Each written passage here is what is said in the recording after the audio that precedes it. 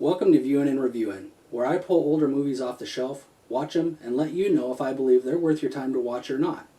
I'm Bobby T, your online video store clerk. I'll be searching through my VHS, DVD, and Blu-ray collection to find titles that I think may be interesting to review by you. Some will be mainstream, but there may be some obscure titles, like this one. In today's episode, I'll be reviewing 1988's Stealing Home. It's directed by Steve Kampman and William Porter, and starring Mark Harmon, Jodie Foster, William McNamara, Jonathan Silverman, and a few other surprises. Let me read you the DVD cover. For ex-ballplayer Billy Wyatt, Mark Harmon, whose drive never matched his big league prospects, the high point of his life was the summer of 1964. Decades later, Billy returns home to recall the past and the person who made it special. Harmon and Jodie Foster star in Stealing Home, a bittersweet story, beautifully written a la Moonstruck, in which you'll spend a couple hours lost in a wonderful world, says Bill Cosford of the Miami Herald. As a burnout seeking redemption, Chicago Hope's Harmon hits the mark as the older Billy, and the luminous Foster sparkles as Katie, the friend and mentor who vibrantly draws the loose ends of Billy's past and present together. Buoyed by a marvelous golden-oldies soundtrack, Stealing Home is a warm, wistful, memory lane journey. Imagine yourself being transported back to an innocent time in your life, where everything was peaceful, uncomplicated, and joyous. The best and most interesting summer of your life. That's what this movie portrays through flashbacks, flash-forwards, and honest feelings portrayed by a very talented cast of actors and filmmakers.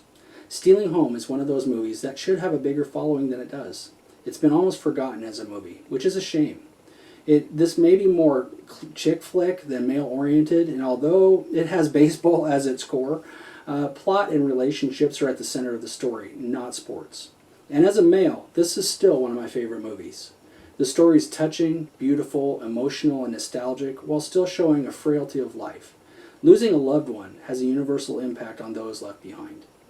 Mark Harmon and Jodie Foster had a fabulous cast of actors in this movie, shown mostly in flashback in Billy's final innocent summer spent with his parents and his babysitter of all babysitters, Katie, which is Foster, before heading off to play minor league baseball in the Phillies organization. Life couldn't be more idyllic on the lovely beaches of the Jersey shoreline. The movie opens where washed-up adult Billy, which is Mark Harmon in current day 1987, while lost in a midlife crisis and out of baseball altogether, is given a call to come back home to rural New Jersey and look after the ashes of his childhood babysitter, Katie, who committed suicide at the family's beach house. The story progresses in flashback of Billy recalling all the fantastic, gorgeous, funny, and tragic adventures of Billy and Katie's relationships and moments leading to where Billy is now.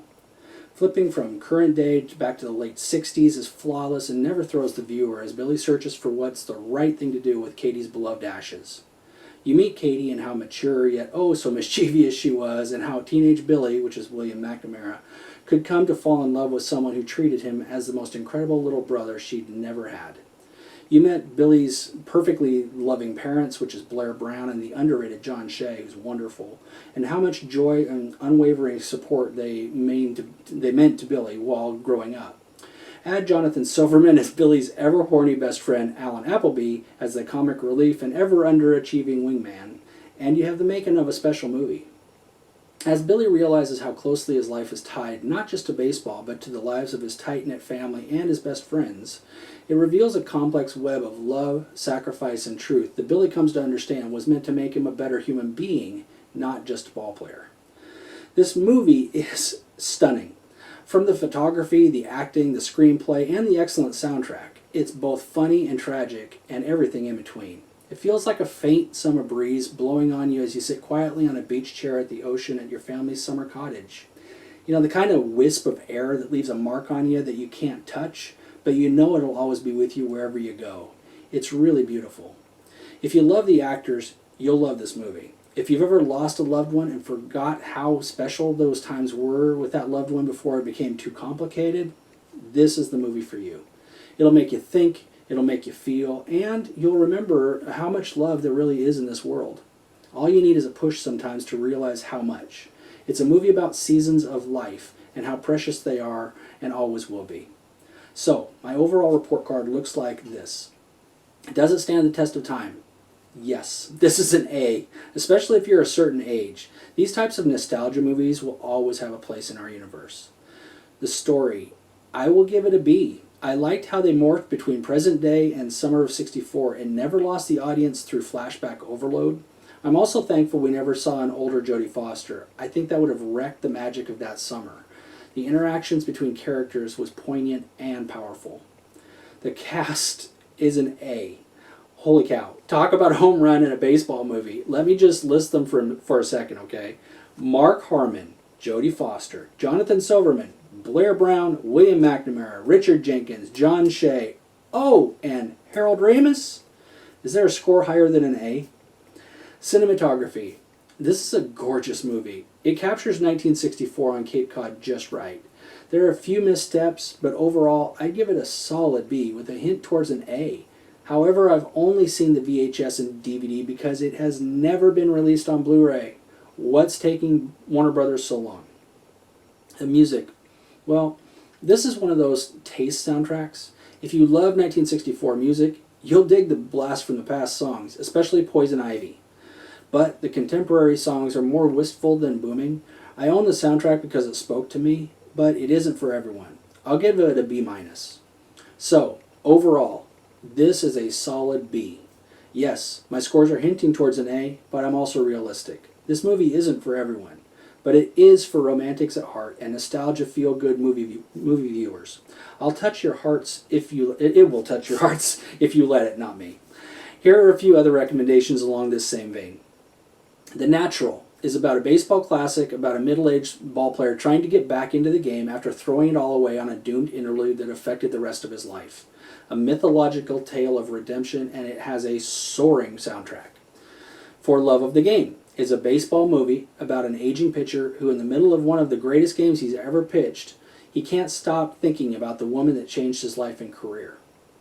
And Summer of '42, which has the same wistfulness about a long-ago love affair that lives on in the heart of a love-struck teenager in the clutches of an older, wiser woman. But Stealing Home is a worthy movie to watch. It's pretty much forgotten these days, and that's a shame.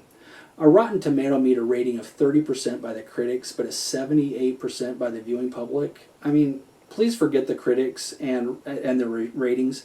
They're just plain wrong on this gem of a picture. Watch it. I hope you'll like it. And Warner Brothers, release this film on Blu-ray already. Come on. I'd have to see how this would turn out with a first-class remastering of the original print. I'll bet the finished product would be outstanding, and I will be the first in line to buy it, I promise. Well, that's it for Stealing Home. If you enjoyed this review, please be sure to click the like button below. If you want to keep up to date on my future reviews, please click the subscribe button below. And if you want to purchase Stealing Home on DVD, since it's not out on Blu-ray, or you wish to purchase any of the other titles I've mentioned earlier, please follow the Amazon links below, and I'll get a small residual if you're so inclined. If you have any suggestions for movies you'd like me to review, please leave a comment below, and I'll see what I can do. Thank you so much for watching. Until next time, be sure to help others in need, even if you get nothing in return. Have a great week.